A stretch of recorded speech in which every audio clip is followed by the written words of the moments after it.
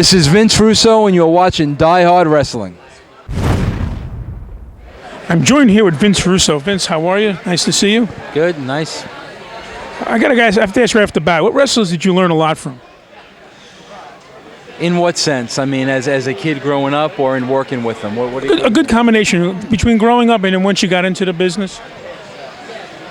Well, growing up, it was really entertainment for me. So I mean, I really loved. I loved Albano, and I loved the Valiants, and I loved Ernie Ladd and the Grand Wizard of Wrestling. But I tell you what, I think I really learned a lot probably from Mick Foley and The Rock. Their approach on the business was, it wasn't ego-driven. They were very, very smart individuals, and they were very, very confident in their ability. And I think that gets you a long way in this business. And I really learned a lot, I think, from Mick and Rock. That's great.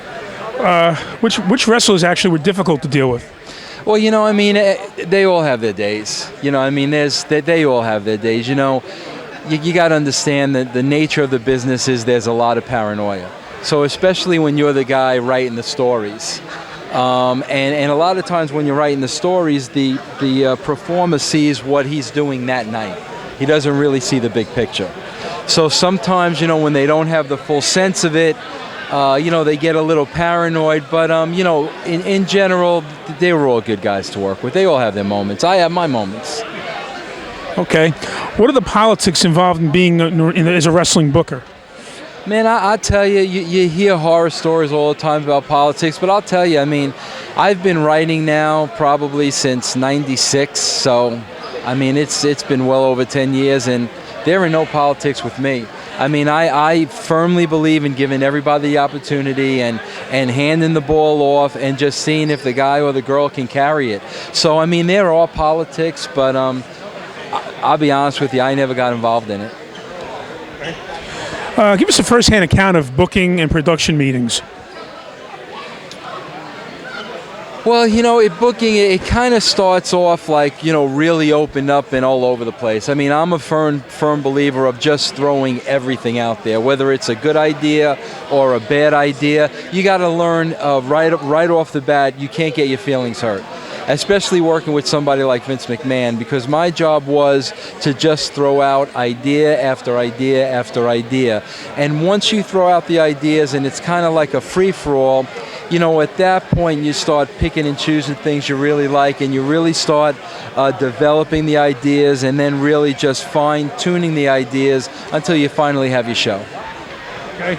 And is there any difference booking TVs compared to pay-per-view? Just really, pay-per-view, it's more wrestling. So, you have a lot more time, so you just really let the guys go out and have longer wrestling matches. Okay. And do you feel that your style of booking has changed to face of pro wrestling? I think it has. And again, it's, when I started booking, like I said, in about '95, the WWE style was still very much 1970, and I mean, you could tell it in the ratings. I mean, they were in a bad way back then, and it really wasn't rocket science. I mean, I just basically said to Vince, we need to mirror society of today. You can't keep doing things, like it's 1970, because, at that time, 1995, 20 years later, it just wasn't working anymore. So basically all we did was we took the product, we mirrored society, we brought it up to speed, and that was the Attitude Era. Okay, and why did you have so much trouble converting Nitro into a Raw-style show? Well, because you got to understand, I was a new kid on the block, and I was working with a lot of veterans that have been around for a while. And I mean, they weren't really used to my style of booking. I mean, the guys at the WWE, they knew what I could do. They trusted me. It worked. But when I went into a whole new locker room, with guys that I had never worked with before, they had their agendas, and, I was being second-guessed a lot. And, I mean, I'm not blaming anybody, but I can say I never really had the opportunity to do what I knew I could do. And what is your reaction towards your recent booking in TNA has been criticized? You know what? I'll be honest with you. I don't go on the internet. So, I mean, if it's been criticized or not, I don't even know. I know that I write with, it's me, Jeff Jarrett, and Dutch Mantell. And, you know, we work together. Some of the ideas come from me. Some of the ideas come from Jeff. Some of the ideas come from Dutch. It's a collaboration. And, you know, I mean, basically, I just try to do the best I can every day. Now, you know, sometimes they'll have ideas that I might not agree with. I'll have some ideas that they might not agree with. But at the end of the day, you know, we're pretty much on the same page. And all I can do is do the best I can. Some people are going to like it. Some people aren't. And what is your reaction how your recent booking in TNA has been criticized?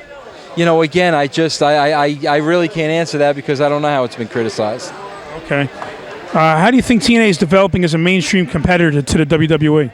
I think it's developing. I mean, it's 5 years now, and I mean, you know, the WWE is a juggernaut. I mean, they've been around forever. They're a machine. They have a lot of money behind them. I think the fact that we've been in the game for 5 years, you know, says a lot for us.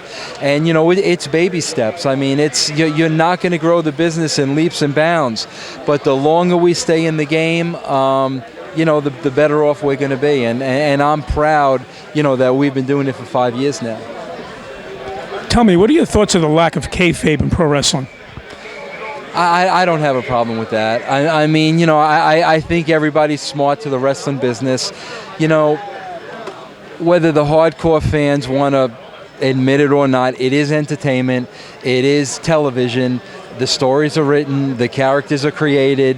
You know, to me, it's just like writing a television show. There's kayfabe just doesn't exist in 2007. How do you think the business has changed in the last 15 years? I think it's become more reality-based, and I think that's a good thing. And again, I really think the key is to mirror society, because you have to be able to give the people something that they can relate to.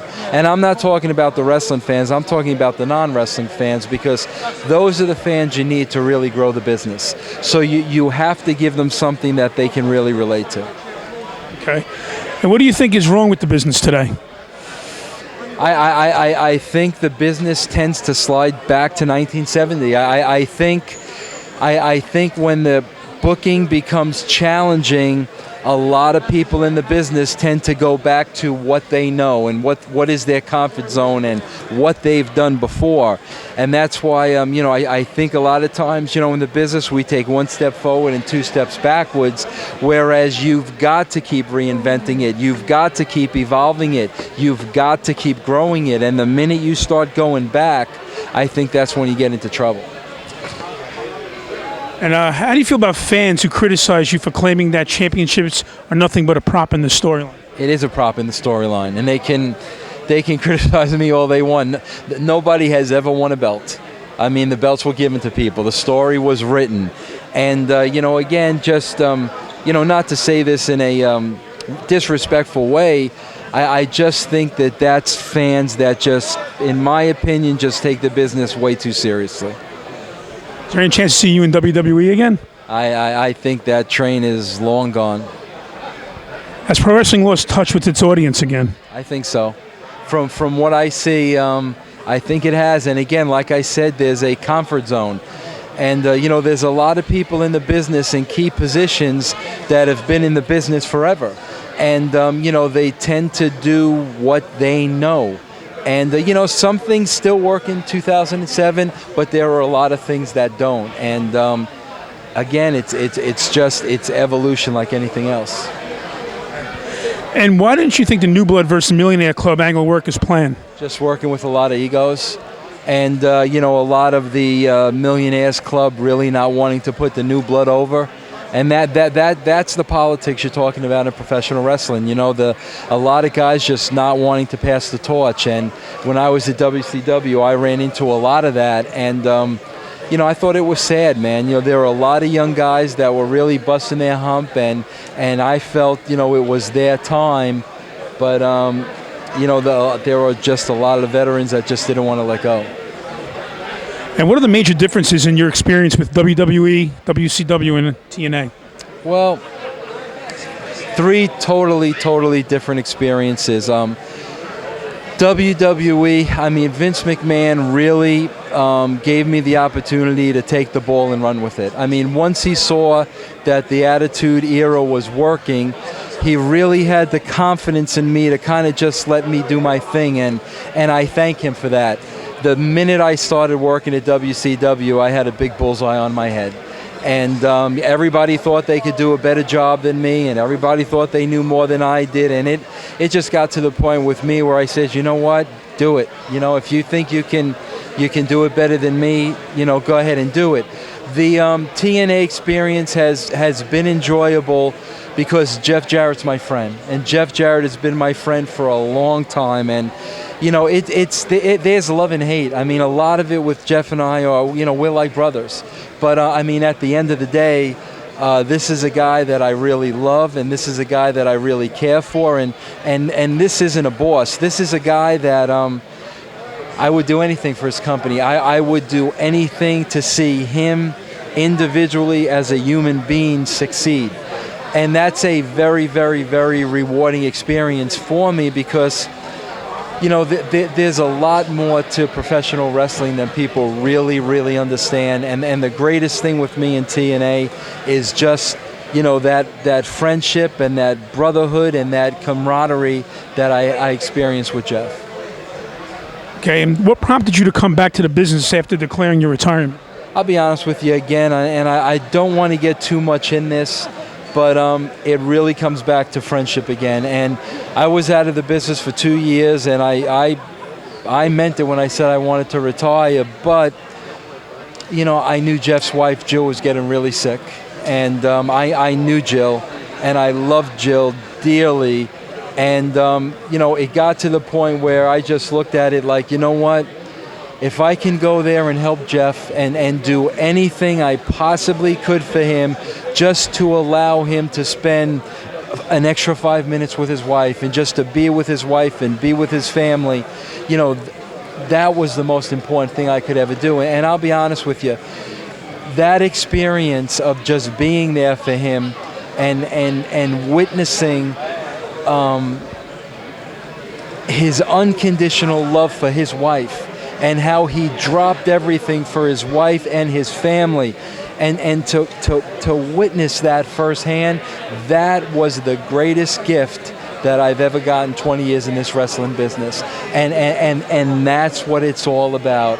And I am so grateful that I came back and was able to experience that, because to me, that was the most rewarding experience that I've had by far in the wrestling business. Okay. What are your thoughts of the business from the perspective as an indie promoter? Boy, I tell you, you know, I promoted a Ring of Glory, and it was the hardest thing I ever did. It was hard work. I don't envy independent promoters. I don't think I would ever do it full time, because the amount of work you have to do for the return on your investment, I'll be honest with you, I just don't think it's there, especially when you have the business in a down cycle. It is very, very difficult to do. I'm glad I did it, because I was really able to learn, you know, every aspect of the business and promoting, and I'm very thankful I did it, but it was by far the most difficult thing I ever had to do. Did you see things differently when trying to promote Ring of Glory? Yeah, not really. I mean, you know, I learned every asset of the business. I mean, and I knew what I was in for. And, you know, my toughest thing was I wanted to pay the guys as much as I could. I mean, I hate when you're making a guy go in the ring and, you know, a guy could break his neck in a 5-minute match, and, I mean, you want to give him $200. That was the hardest part for me, to want to pay these guys as much as I possibly can, but also know that, you know, if I lost my shirt, I wouldn't be able to continue to have shows, to continue to, you know, give them money, and that was probably the hardest part. And why didn't the company take off as planned? You know, there wasn't really a plan for it to take off. It's just something that I really, really wanted to do. I just wanted to kind of give back. And, you know, I put on 2 Ring of Glory shows. I would have liked to put on a lot more, to be honest with you, but there weren't any really big plans to turn it into a major promotion. because I think I would have gotten away from what I wanted to do. I just wanted to really do it from the heart, and that's what I did. And were you disappointed with the response to your book, Forgiven? Not at all, because I knew the book that everybody wanted me to write, and I knew the book that I wanted to write. And after reading so many negative wrestling books of people just bashing everybody and burying people they worked with, and I was not going to go down that road. I didn't want to bury anybody. I didn't want to talk negatively about anybody. I had to be honest, and I was honest, but to just, rip people that I worked with, I wouldn't have wrote the book if that was the point. So I wrote the book that I wanted to write. I'm proud of the book, and it was a great experience for me. Okay, and do you feel it's overly religious, and did it not deliver what the fans had expected from you? It doesn't matter to me, because again, I wrote the book that I wanted to write. I could have cared less whether I sold one book or a million books. My whole goal was, if this book could change one person's life, I mean, that's all I was really looking to do. So as far as book sales, and I was not the least, that wasn't important to me at all. It was just getting that message across, like I said, even if it just reached one person. There's one last question I'd like to ask you. How do you want the legacy of Vince Russo to be remembered?